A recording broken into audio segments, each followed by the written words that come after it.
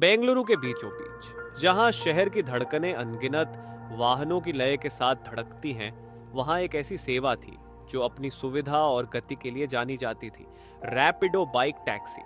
बहुत से सवारियों में रोहन भी था, जो अपनी समय की पाबंदी और मिलनसार व्यवहार के लिए जाना जाता था। उसकी जिंदगी में अप्रत्याशित मोड़ तब आया जब उसे आयशा नामक एक युवा ग्राफिक डिजाइनर से बुकिंग मिली, जो अपनी पहली बड़ी क्लाइंट मीटिंग के लिए देर से आई थी। आयशा अपने पोर्टफोलियो को कसकर पकड़े हुए रोहन की बाइक पर चढ़ गई। उसका दिल चिंता से धड़क रहा था।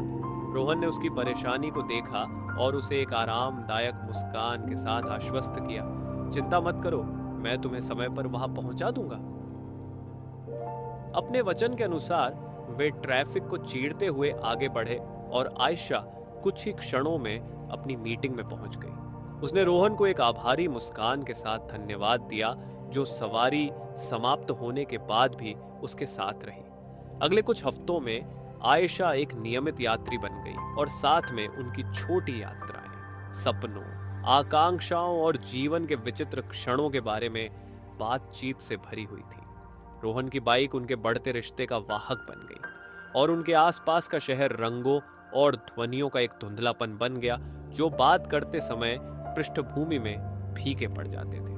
हर सवारी के साथ उनकी भावनाएं गहरी होती गईं, लेकिन किसी ने भी उन्हें आवाज देने की हिम्मत नहीं की, क्योंकि उन्हें डर था कि इससे उनके बीच का सहज मेल मिलाप खत्म हो जाएगा। हालांकि शहर के ट्रैफिक की तरह ही प्यार भी बिना रुके आगे बढ़ने का रास्ता ढूंढ लेता है। ये एक बरसात की शाम थी, जब आयशा के हमेशा की तरह शांत व्यवहार की जगह खामोश आंसू ने ले ली।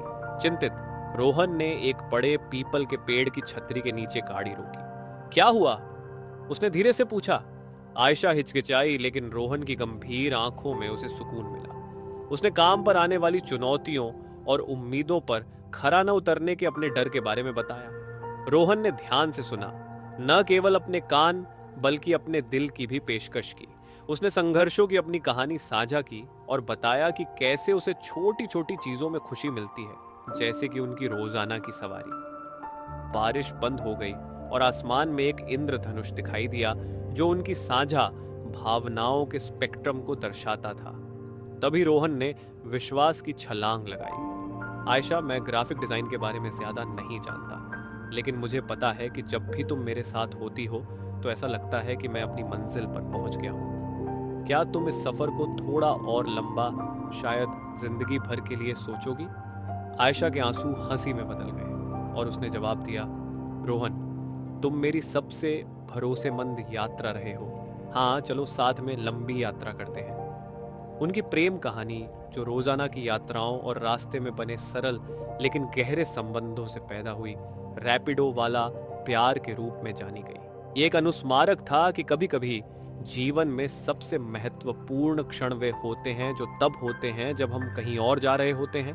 अंत। रैपिडो वाला प्यार की अवधारणा से प्रेरित यह कहानी प्यार के अप्रत्याशित रास्तों और सबसे सामान्य परिस्थितियों में बनने वाले संबंधों का उत्सव है।